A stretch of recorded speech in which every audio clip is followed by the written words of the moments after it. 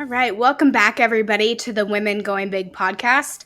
Today's a really fun episode. This is the first time that I'm interviewing a gal that was recommended by a previous guest. So, shout out to Jen Fizer. Jen is a two-time guest on the podcast. She appeared in our first season and then again in the launch of our second season.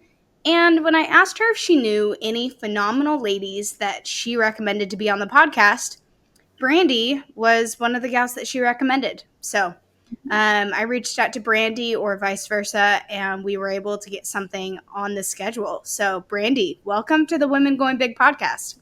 Well, I'm excited to be here. Jen has been always such a giving person in my life. And so I love that she recommended me because she recommended you to me as well. So, powerful women are a great thing to have in my life and a great thing for the world. And it's always nice whenever you find one that puts community over competition. So. I full heartedly agree with that. And that is one of the reasons why I launched this podcast. So I'm thrilled to have you on. And I don't beat around the bush around here. I also don't read bios because I am a firm believer that you do a lot better of a job telling your story than I would. So, Brandy, how are you going big? Okay. Well, I live in the state of Missouri right now, and I've always went big, and it just seems like everything that I do, it's just compounding. It seems like I will find out later on that if I wouldn't have done this, then it wouldn't have started this one domino that made something else happen. So, what moved me to this state originally was martial arts. And I tried to go to the Olympics as a heavyweight fighter. And I did that for 23 years. I was in Arkansas, born and raised in Texas, but then moved to Arkansas for my first two college degrees. And we were there for me to finish up high school. But then I moved to Missouri with enough money for 1 month worth of rent and 2 weeks worth of food and fuel. And I moved without a job. And whenever I got here, I got a job that I had interviewed for. And then I stayed in this state, but I moved to this state to train with another female fighter that had went to the Olympics. Um, and now I stopped fighting for 11 years, and I actually started fighting again this year. So the whole reason that I'm now 44 years old, but I compete in the 18 to 32-year-old division because it's the most competitive division. I'm actually considered handicapped because of my age. So they allow people to fight in the most competitive division. So nobody from the 18 to 32 can go and fight into the 44 to 54. But if you want to step into the most competitive ring, then they allow you to do that. So Ooh, that's what moved me to this state. yeah. And my husband and I, things that we've done, we bought a dead family farm and we turned it into an equine trail riding facility. And everything that we do, um, oh man, has just been because of answers that were no to things. And it's turned out to push us into this pathway that ended up being the pathway that we're so happy that we took anyways. We formed our own like competition horse series, and it turns out now those competitions are having close to 100 entries for every month, and we just picked up another affiliate that's going to host these in another state because I want it to go nationwide. So and the reason why we started doing our own competition series is because there were things or roadblocks with other associations. So we're like, well, I like this about this one. I like this about this one. And whenever a lot of competitions always focus, if you imagine competitors looking like a Christmas tree, a lot of times they just focus on the top of that Christmas tree instead of the bottom. Mhm. I focus on the bottom in almost everything that I do. And what I tell people now is, well, the bottom of the Christmas tree is where the presents are. It's where the gifts are. So, and I mean that financially, but Mhm. I also mean that with the caliber of people that I get and the amount of people that I get. So, I don't know. It just seems like every time I follow my heart, I keep on finding more than what I was looking for there in a positive way. So, That is, I truly am astounded, and I'm really excited. You mentioned a lot of things that I can't wait to dig a little bit deeper on. yeah, But one thing that I want to touch on is this reoccurring theme of women that I talk to that aren't afraid to follow their heart. well, To, if one door closes, you go through the next open one. And not yeah, every single door that you go through is going to be the right door. Sometimes you get pulled through one door just to find out that's not where you're supposed to be, and you skedaddle right back out and you go to the next one. That's been the story of my life as well. So I can really relate to your journey and kind of, like you said, that compounding effect. We hear it a lot in finance, but we don't often think about it in all of the ways that have led us to the exact point that we're at right now. right. So I love that analogy. One thing I want to, like, maybe we can start at is what got you into fighting in the first place? Like, how was that a decision that you were like, yeah, this is something I'm going to do? Well, talking about making strong women and women going through wrong doors and stuff like that. I did not have some easy childhood. Every woman that I know that is strong, they didn't live some cush life. Okay, whenever I was younger, I I had to fight. I had to fight. I had a rough childhood, and rough childhood, you can be like, oh, she had a rough childhood. No, no, I had a really rough childhood. Like, my childhood includes 4 plates and 14 screws in my face, and that's not from the martial arts. My family told me that I had to choose a sport because they didn't want me to be fat. And so I chose martial arts. And the first competition that I ever went to, I won first in. And that's because I've got so much grit. I had so much anger, and I was just a lot more mentally tough because I had went through more. And for me, what martial arts did is, man, it let me beat the living crap out of someone and not get in trouble for it. And I needed that. I needed that because of my childhood. So martial arts opened a door for me, to be around other people that are strategic, people that are setting goals, people that are looking, like, as soon as you compete, you're looking forward to the next one instead of celebrating the victory. The next day, it's looking towards the next competition, the next goal. It really changed my life, is what it did. It allowed me to, on away from childhood and into adult life, on the USA. I've made a USA fight team like 5 times and been to 5 countries fighting for United States as a heavyweight. But people don't even see that now because I'm over 300 pounds and I'm only 5'7", and now I'm in my 40s. Like, people don't see this, but my sport has evolved. And like in the last 11 years, I love it. I cannot wait to I can't wait to get back in the ring. And I had planned to fight for 2 to 3 years. And this is just, the awkward band aid pull. It was hard to go back into a sport. And there's no warm up round. There's no, oh, you've had time off. I could go fight in my age division, but I just really think that it would be unfair. I think I need to struggle and compete in the most competitive one, or I don't think that my heart would be okay with that level of hunger for the sport. Yeah, talking about women going through, I think it's always women that have went through horrible paths in the past that makes us so strong. For example, I have a fly buzzing around in here. My first college degree, that was so hard on me. Took me 5.5 years to get my first college degree. I have a degree in biology with a minor in physics. That's the first one. And then I found out a few days before I was going to graduate that I had cancer of my uterus. Okay. Oh my Well, the only way to be able to afford cancer treatments, I had to be a full time college student. God. I was more upset about having to go back to college than I was about the cancer.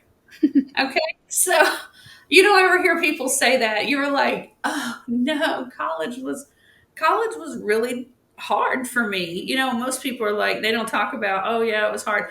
Heck no, I freaking struggled. Um, I now know that I had some learning disabilities. I had difficulty with reading comprehension, and my family thought that I was just lazy and didn't care. They thought I was being like passive aggressive or something because I could read all day long, but I wouldn't get meaning from it. And they didn't understand that because they're not strong readers. And so the fact that I could read it, they thought that I had it and that I was choosing to do horrible in school. So, anyways, I went back and got my second college degree, and it only took 2 summer semesters and one regular semester, so 8 months. And I got a second college degree in criminal justice. Oh, cool. Um, yeah, and you know, whenever I moved to Missouri, I was picked up as a loan officer, and that was my first job. Post college, that I actually needed the degrees to get that job because the person that was interviewing, she didn't even have a high school degree, but she wouldn't hire somebody unless they at least had a bachelor's, you know? So, but whatever, she's the one that's hiring. But then I tried to become a police officer. Okay. So I took that police entrance exam for a town called Overland Park. And I was one of the first people they called back because I'm real pretty on paper. I've got the degrees, I've done all these crazy things, right? And they called me back and they were like, hey, we want to put you into the hiring process. Then they called back again and said, hey, you have a warrant out for your arrest. I was like, I do? For what? And it was a failure to appear for a traffic ticket. And I was like, I hired a lawyer to have that reduced down to a non moving violation, right? So I called the lawyer. Well, I had gotten 2 tickets whenever I first moved to Missouri because there was an area where the speed limit drops, and I was cruising. Okay. I was moving. I got 2 speeding tickets for the same amount over in 1 week. So that lawyer went to court for one of them, but didn't go to court for the second one because he thought it was just one ticket. So they just put a warrant out for your arrest. Well, they suspend your driver's license. Well, I didn't know that. In the meantime, my boyfriend that I was actually dating at the time, we went to Mardi Gras. We went all over. I mean, I went everywhere with this dang suspended driver's license and a warrant out for my arrest. Anyways, we even took the police entrance exam. Well, then I had that fixed within 45 minutes, had my driver's license reinstated. But at the time of whenever I took that police entrance exam, since the driver's license was suspended, it pulled me out of that. And so they said, hey, you can retake the test in 6 months. And I was so ready to be out of banking. With my Southern drawl and I don't get messed up with telling people horrible news. The banking world kind of used me to have to tell people horrible things all the time. So I did not enjoy my job. I was like, hey, your money went into your account at 12 o'clock, but you spent money that afternoon, and now you're getting a $25 overdraft fee for everything that you do. Yeah, and now you don't have money for daycare for the week. I mean, I would have to tell people that, and I hated it. So I got into teaching. My friend was just like, hey, with your biology degree, there's a shortage of math and science teachers. So I applied, and it was in August. Well, that's the month that school starts, and I didn't even realize like my timing was horrible for applying to be a teacher. And the only way I was able to become a teacher was that they averaged my GPAs from those 2 degrees. Mm. Whenever they averaged my GPA, then it was high enough because the first one was low, but I still graduated, but it wasn't for this program, for this alternative teacher certification. So, you know how many speeches I have given about I'm so happy that I had cancer or I wouldn't have had that second college degree. And I'm so happy that I had a suspended driver's license and I was happy for them speeding tickets. So I got into teaching for 11 years and I loved it. I loved everything about teaching. I quit teaching whenever my husband and I bought the family farm and we turned it into the horse trail riding facility that we have now. So, That is yeah. amazing. That sounds like a whole, like the whole compounding story, in a short period of time. I There were so many things in there. The biggest thing I think that stood out to me is, and it's something that I find myself thinking about, is it's so easy to say, "Oh, woe is me," or "Oh, I'm the victim in this, so I may as well just curl up in a fetal position, call it a day, and wait for things to come to me because my luck sucks."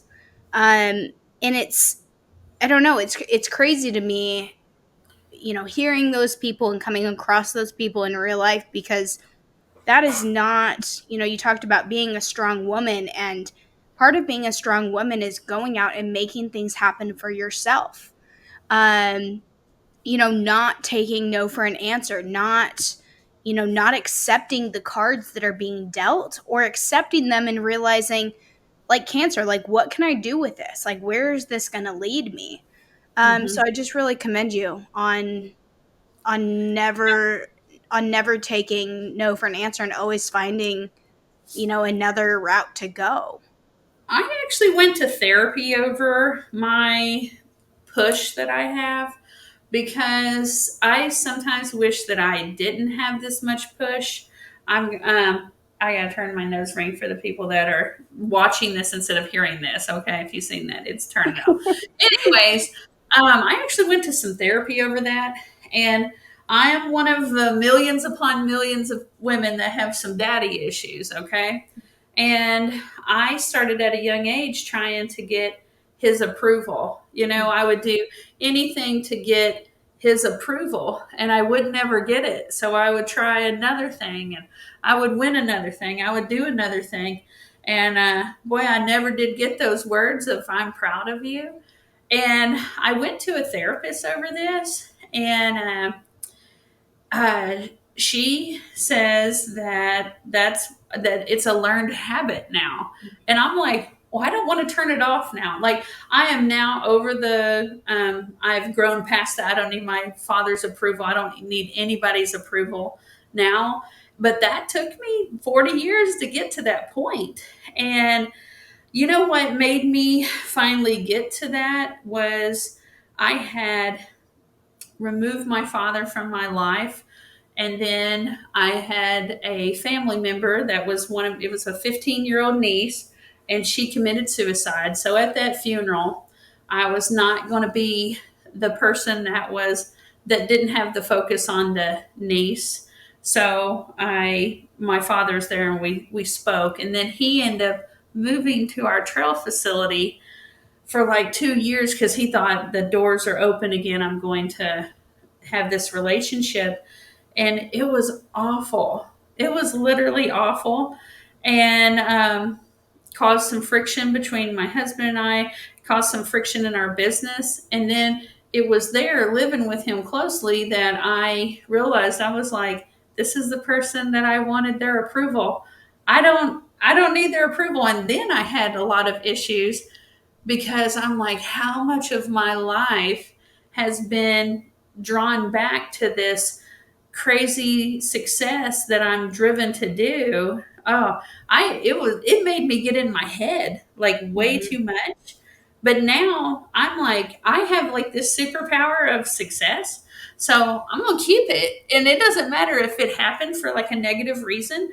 I love it, and it does so much in the world, and I know that, and I can see it. So I formed a bad habit that turned out to be a good habit, and I don't want to get rid of it.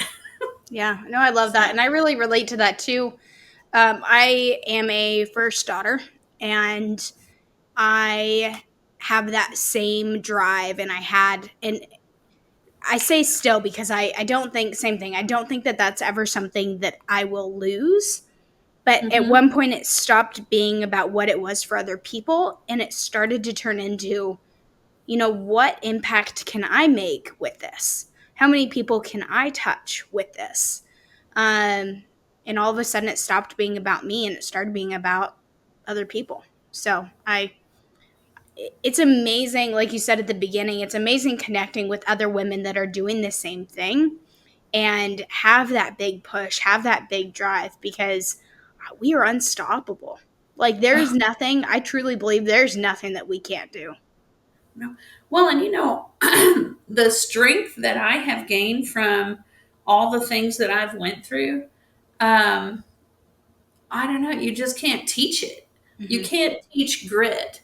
And and I'm not afraid of doing anything, which is I wish that my husband tells me like, "Man, you have such a high self-confidence." He thinks maybe if it was a little bit more low or something like that, maybe I don't know. I did 300 ice water baths last year. Well, I'm 300 pounds, right? I did it in I got a water trough, and he put me a spigot on the bottom to get the water out. I recorded all my ice water baths, and I would talk about what I'm doing and everything. Made me have like a huge following, and I'm like, one of my videos is seen like 9.2 million times is day 12, which is the dumbest video in the world, but it was the first time I had to deal with like it icing over. And so there's more people have seen me do that ice water bath than the population of Manhattan. Hmm. Okay. I don't know. I think if my self esteem or confidence was lower, I probably wouldn't have done that. But I just don't. It doesn't mess me up. Right now, I'm catching a lot of flack on social media because of me being plus size and riding my animals. And I'm like, I ride my animals underneath the blessings of several vets, and I work with them, and I make sure they're okay. And my animals are super healthy, and nobody's ever hurt. If somebody was ever hurt, they don't get ridden. And everybody's like, there's this 20% rule. Actually, that has been debunked so many times. And I'm having to educate the world. And you know what that has done? Like one of my videos, it was um, a small, big video. It got like 1.9 million views and like 27,000 comments about how big I am.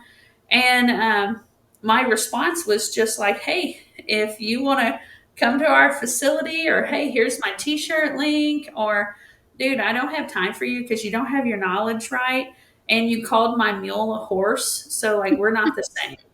So, like, I don't know. I don't engage with them. I don't go tit for tat for them because we're not going apples to apples with knowledge base.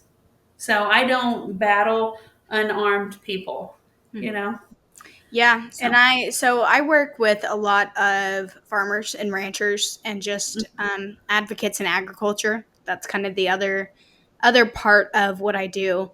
And we see that a lot with advocates, with people sharing online about agriculture, is that you have so many people that come to the comments saying beef is bad for you and cows are killing the planet. And it's just like you want to beat these people over the head with a stick because, again, they're coming to the conversation with nothing.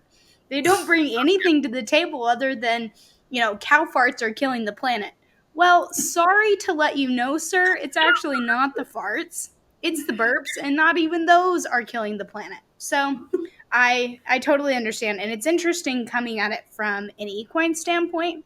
I have heard of the 20% rule, but in my head, it never really, like, where did that come from? First of all, like, I want to know, like, who put that out originally? And it had to have been some person on no, social media. the 20% thing was whenever they were talking about pack animals, but it was for animals that were working like 8 to 10 hours a day for like 5 to 6 days a week. And so it's not, that's why they're like, no, this is what it is. And I'm like, that's a pack animal. And I'm not riding my animal 40 hours a week. I'm like, I don't ever want to ride 40 hours in a week. It will, but anyways, but the science behind it is wrong now, and the people that come to my defense uh, they send me messages are veterinarians with proof that that's incorrect. So anyways, a lot of people that, boy, I've had people that took some time to write some hate to me.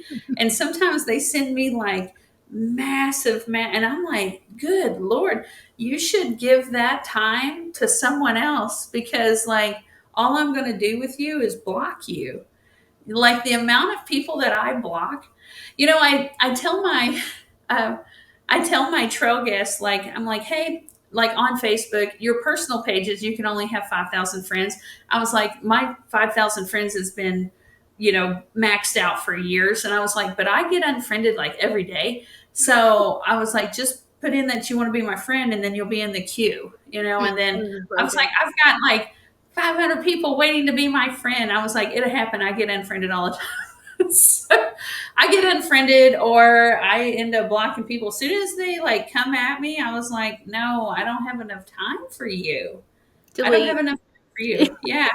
Well, I delete, and I block. And a lot of those people, I'm just, one person that made a comment that got like, oh, I think he got like 15,000 likes on there where he was talking bad about me. I looked through his profile, just to be like, dang, who is this? Who's this homeboy, right? He had like 17 followers. And I was like, I'm the most important thing in his life right now.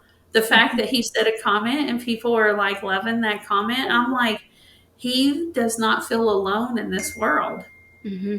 Doesn't feel alone. I was like, oh my gosh, I'm valid. Out of all the things that I've done, like fought internationally, college degrees, I'm in the Guinness Book of World Records, and I'm like, oh, this is his award, is this TikTok comment. So I'm like, block, you're out of here. Most of the people that have something bad to say about me, I'm like, if we ever went to battle in like credit score, yearly income. I don't know. Like there would be no standard that they would beat me in other than weighing less than I do. Mm. And I'm like, wow, what an Mm. award. You win Woo. this than a heavyweight fighter that's fought internationally. Wow, good job. You know? Yeah. Yeah, that is wild. And that is something too. I don't remember who I was talking to about this. Oh, so you were talking about ripping the band-aid off when it came to fighting and kind of going back into something that you had done previously. A Mm-hmm. couple of things with that is it's crazy because the amount of, at least for me, the amount of judgment that I put on myself doing that, because I've done that a couple things. Like this week, for example, I went back to the gym for the first time in like 3 years. Yeah. Yeah. But Good it's scary. Like, and it's so weird because it's all in your job. head, right? You're Oh, it's horrible. like, and it's crazy the things that you go through in your head that convince you that it's not a good idea. And then you get there and you do it and you're fine. Another Yeah. thing is I am a horse girl. I have not had time for horses in the last several years. I actually I Mhm. gave away my horse like 2 years ago to a family that would love him and would just give him snacks in their backyard and just spend time with him because I live in town. It's an hour one way to board him. So I signed back Mhm. up for lessons and I'm going to start riding again this week. But I Mhm. think putting yourself through those things and telling yourself that you can do it and getting over those mental hurdles of, like you said, ripping the band-aid off, I think there's a lot to be said of what happens when you get to the other side of that. Oh, yeah. Well, I'll tell you one thing. The first night that I went back to martial arts, it took me 12 days until I was able to walk without pain again, Mm. because plantar fasciitis, and then that thing, I had never had plantar fasciitis. And I'm like, I broke my heel in 5,000 pieces. I think I've done this. And then having to, just couldn't get off of it and didn't understand that I needed to stretch my calves more. And so it took me 12 days to be able to walk without pain because I had to get a hold of the plantar fasciitis. And now it takes me 2 days to recover after each one of, if we go to fight night, it takes me 2 days to recover. I don't, you know, because last time I fought, I was 33. I think I was just sore the next day, and then but I would still be able to go and work out that night. And now I do ice baths, girl. I've got a TheraPlate. I'm doing red light. I'm putting magnesium on and like this stuff that is called, oh, I have it here, arnica. I'm Mhm. like, I have to be so strategic about my recovery. Mm. Like, I stretch literally every day now. Mhm. So, That's awesome. anyways, Well, yeah, cheers to us girls that are getting back on the horse. And if you are worried about getting back into something that you did previously, don't be. Nobody's there to judge you. And I don't know. I guess, what are your thoughts on being or thinking about being as good at something as you were before? oh man. Well, first of all, I had to come to terms with that right there. Okay. Hmm. So, two things I want to back up. Now that I have come back, there's been 4 fighters that have come back to the place that I competed at because I came back. And, so they just needed that little push in their life. Okay. And then, ask me here. Now the question you actually asked, what did you ask me? What, like for you, what do you think about overcoming the idea of not Yeah. being as good as you were? Okay, I don't compare myself to who I was then because I'm not the person that I was. I'm not the person that I was then. So why would I compare myself to then? I am actually. I used to throw up before every fight, right? And I went to a fight 2 months ago, and I was so mentally clear. I didn't throw up, and my warm up was a little bit different. I was worried because I wasn't worried, and I was like, what is going on? What is this?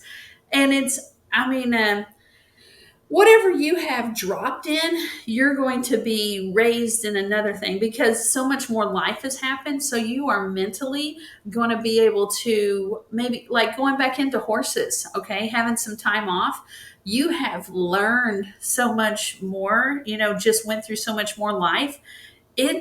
I enjoy it. I think it's better.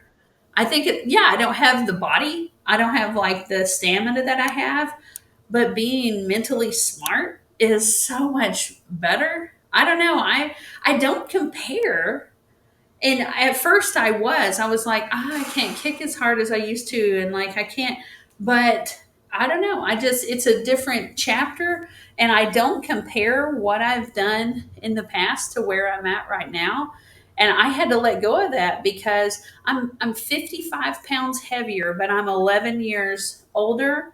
But I have went through so many more hardships with building this business that I am so much. These girls that I'm fighting, um, they haven't went through anything as hard as what I've went through because I've went through so many difficulties in my past. So I would just not get so hung up on worrying about what you were, but consider what you can be. You know what it reminds me of is whenever people are trying to lose weight and they keep on having to lose that same freaking 10 or 15 pounds. And then they get where they're not even happy whenever they lose that weight because they're just like, yeah, well, I'm not back where I was. And I'm like, yeah, but you need to take the time to appreciate what you did right now. So I have like a personal planner, and every day it says day one. Day one. I never, because people are always like, one day I want to do this. And it helps me just be like, today I need to focus on who I am and where I'm at today. The past doesn't matter anymore. I mean, like literally, it's gone. Mm-hmm. And you're not guaranteed tomorrow. I mean, everybody that's went through COVID around here knows that you're not guaranteed anything. And so you've just got to focus on where you're at right now. Mm. Yeah, and I think that's a great kind of reframe on that. One day I'll do something rather than like today could be day one. Like today could be your restart. Today could be your day one that you start something new or that you restart something. So I love that. I do kind of want to switch the conversation. I'm really curious, how you got into horses, and then how you decided to start your trail business, Oh, my because that trail is, system. yeah, I love that. I'm super super interested in that. Those are going to be the most boring questions that you'll get from me. I just started riding horses when I was 5. My parents bought a pony for me. His name was Blackie. So my mom always rode. So I got a horse when I was 5 years old, and I outgrew the pony, and but we kept the pony. I actually got him on my 5th birthday, and he died my senior year in high school. And whenever we got him, he was 13. So he was, 26, 27, Yeah. around that when he passed away. But we got some larger horses. But whenever I was 8 years old, we had to put them all down because they had positive EIA, which is positive, what's a positive Coggins test, and they're testing for equine infectious anemia. And then I had saved up and bought myself a horse. And the horse that I ride right now is her last baby, and Oh, he is 19. wow. Yeah. So I ride him. And then I have another horse that's related to him, but I've had that horse in my family since before I had to shave or had armpit hair or had to wear a bra, like, so that horse's family is still with me. Hmm. So I got into horses just because my parents bought me one for my birthday I when I love was 5. Yeah. So the trail facility, my husband, his family farm, and our family farm, but it's his family. Okay. Been in the same family since 1906. And my husband always wanted to own this family farm. And so he had always asked his dad, like, hey, can I buy the family farm? And his dad never would give him an answer. Well, then his father finally answered him whenever my husband was 30 and said, hey, I'm not going to sell it to one kid. Well, I'm going to sell it. Or he's like, I'm not going to give it to one kid or sell it to one kid. He's like, I want it to go to these 5 children. And it was some of like David's half sister. My husband, his name is David. He's got a half sister, a whole brother, and he's got 2 steps. And so David was like, oh, I was hoping that he'd be able to buy the family farm and move on, and like live here and work here. So at the age of 30, he was told no. Well, then that's when I met my husband, and he was like, who is this girl, and he's all whoa and I'm all go. Hmm. And I had just moved to the States. So we were in such different places in our lives whenever we met. But we ended up going, and we got married. We had some land, an hour and a half away. We were living our life all there. Everything was great. I was teaching. He was working at a tool rental business, and he was a manager making good money. But whenever my husband was 40, he just haphazardly asked his father again, like, hey, can I buy the land? Because it actually belonged to my husband's father and his sister. There were 2 siblings there. And he said, yes, you can buy the land. So it flipped our life upside down because within 30 days, we had a second mortgage. And we Yeah. decided we're like, okay, we'll try this. We had like 4 things. But the first thing that we decided to try was the trail riding facility. We had went to some, and we're like, I think we can do that better, Hmm. you know? And so we moved here.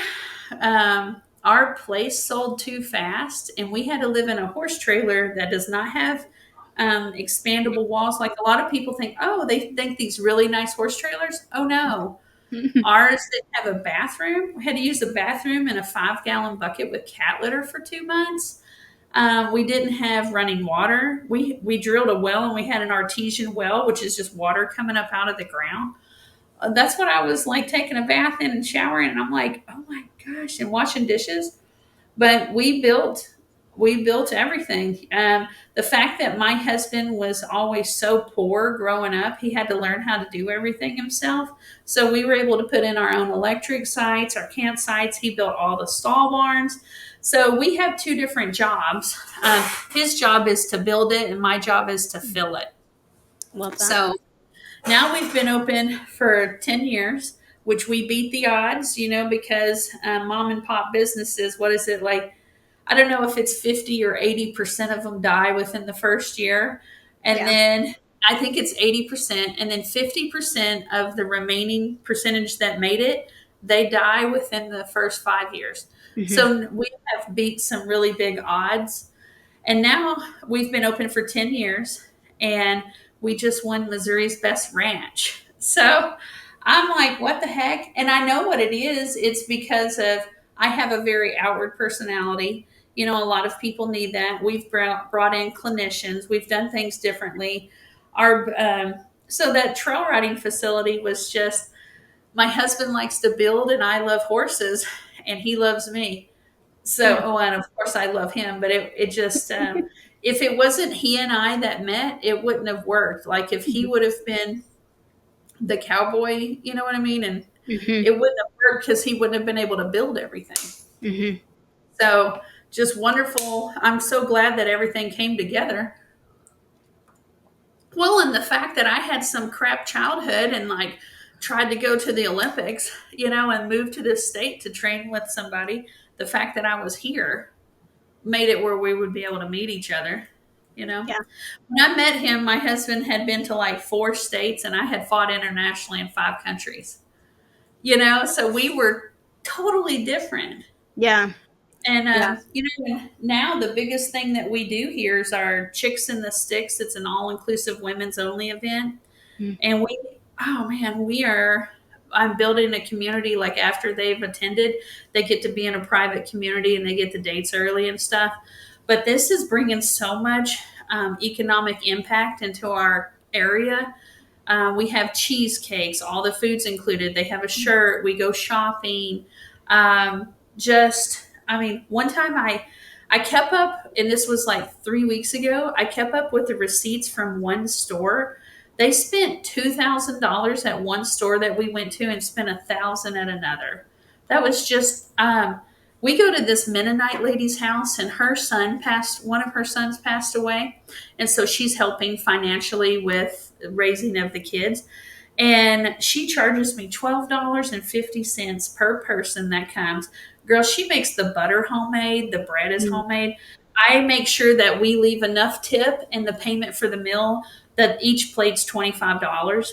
Mm. And she's just like, I cannot believe this. And just that economic impact, it makes me, I don't ever give to get. And what I do get from it is I feel amazing about helping this area financially. So, Mm.